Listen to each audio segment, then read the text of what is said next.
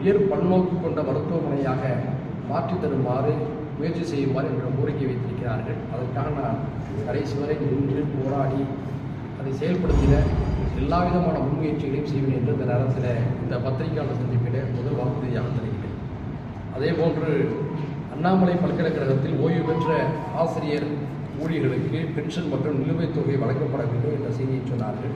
இதை மாண்புமிகு முதல்வர் அவர்களின் கவனத்திற்கும் அரசு கவனத்திற்கும் எடுத்துச் சென்று என்னால் எந்த அளவுக்கு இந்த விஷயத்தில் ஒரு சுமூகமான மகிழ்ச்சியான தீர்வை பெற்றுத்தர முடியுமோ அதற்காக நான் பாடுபடுவேன், குரல் கொடுப்பேன், சட்டமன்றத்தில் பேசுவேன் என்பது இந்த நேரத்தில் இரண்டாவது வாக்குறுதியாக தெரிவித்துக் கொள்கிறேன். அதே போன்று இந்த சிதம்பரம் தொகுதியில் ஒரு மிகப்பெரிய சமூக பிரச்சனையாக இருப்பது முதலைகளுடைய தொல்லை. எனவே சிதம்பரம் தொகுதியில் முதலை பண்ணை அமைப்பதற்காக நான் இந்த விஷயத்தை சட்டமன்றத்தில் பேசுவேன். முதல்வர் அவர்களின் கவனத்துக்கும் எடுத்துச் சென்று இங்கே முதலை பண்ணை ஒன்றை அமைப்பதற்கான முன்முயற்சிகளிலும் ஈடுபடுவேன் என்பதை இந்த நேரத்தில் வாக்குறுதியாக தெரிவித்துக் கொள்கிறேன். பரங்கிப்பேட்டையில் உள்ள பாபா கோயிலை திருப்பணி செய்து சீரமைக்க வேண்டும் என்ற கோரிக்கை விடுத்திருக்கிறார்கள். நிச்சயமாக செய்வேன். நான் கடந்த முறை 2016, 2021 நாகப்பட்டினத்திலே சட்டமன்ற உறுப்பினராக இருந்தபோது மிக அதிகமான கோயில்களுக்கு கும்பாபிஷேகம் நடத்த நான் எல்லா விதமான முயற்சியும் செய்து கொடுத்தேன் என்பது இங்கு இருக்கக்கூடிய மரியாதைக்குரிய அர்ச்சகர்களுக்கு தெரியும். கும்பாபிஷேகத்தை நடத்திய அந்த ஊர் கிராம மக்களுக்கு தெரியும். அவற்றையெல்லாம் இப்போதும் கூட அவர்கள் மகிழ்வோடு நன்றியோடு சொல்லி எனக்கு வாழ்த்துக்களை அவர்கள் தெரிவித்து வருகிறார்கள். அப்படியெல்லாம் செய்த நீங்கள் அந்த தொகுதியிலும் சிறப்பாக செய்கின்ற நம்பிக்கை எங்களுக்கு இருக்கிறது, வாழ்த்து இருக்கிறார்கள். எனவே இந்த தொகுதியில் எங்கெல்லாம் கும்பாபிஷேகம் நடத்தாமல் கோயில்கள் இருக்கிறதோ அவற்றையெல்லாம் மேலும் கண்டறிந்து அனைத்து கோயில்களுடைய கும்பாபிஷேகம் செய்யும் அவை சிறப்பாக நடைபெறுவதற்கான எல்லா வேலைகளையும் முன்னெடுக்க என்பதையும் தெரிவித்துக் கொள்கிறேன்.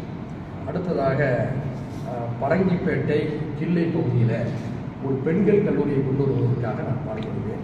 கண்டிப்பாக அது நிறைவேறும். அந்த பகுதியுடைய கிராமப்புற மக்கள், ஏழை எளிய மக்கள், மீனவ மக்கள் எல்லோரும் பயனடையும் வகையில் அந்த கல்லூரி இருக்க வேண்டும் என்பதை எல்லாம் அதை நான் கொண்டு வருவதற்கு இந்த 5 ஆண்டு காலத்தில் எல்லா விதமான முயற்சிகளையும் செய்ய வேண்டும் தெரிவித்துவிட்டேன்.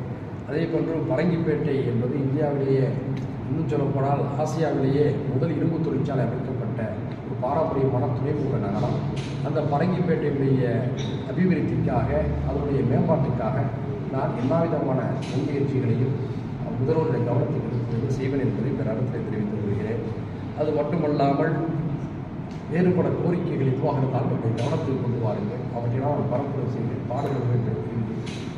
இது இந்த செய்தி. கூடுதலாக அரும்பு மல்லிகை உற்பத்தி அதிகமாக இருக்கிறது. அந்த விவசாயிகளுக்கு, அந்த தொழிலை ஈடுபடுபவர்களுக்கு நலம் சேர்க்கும் வகையில் நிச்சயமாக ஒரு வாசனை திரவிய தொழிற்சாலை, சென்று தொழிற்சாலை கொண்டு வருவதற்காகவும் நிச்சயமாக பாடுபடும் என்பதை நான் தெரிவித்தேன். இது இல்லாமல் கடந்த சட்டமன்ற உறுப்பினராக இருந்தபோது பேசிய என்னுடைய உரைகளெல்லாம் தொகுத்து ஒரு புத்தகமாக வெளிக்கொண்டு வந்திருக்கிறேன். இதில் கண்டென்ட்டுக்கு எத்தனை புத்தகம்லாம் வாங்கிடுங்க. ஒரு சட்டமன்ற உறுப்பினர் என்பவர் வெறுமனே வாக்குகளை பெற்று 5 ஆண்டு காலத்தை கணிக்கிறாங்க குற்றச்சாட்டு பரவலாக உள்ளது. ஆனால் அப்படி அல்ல. இந்த சட்டமன்ற உரையை நீங்கள் படித்தாலே போதும், உங்களுக்கு முன்னாலே தகுதிமிக்க வேட்பாளரை மாண்புமிகு முதல்வர் நிறுத்தியிருக்கிறார் என்பதை நீங்கள் புரிந்து கொள்வீர்கள். இதில் மிக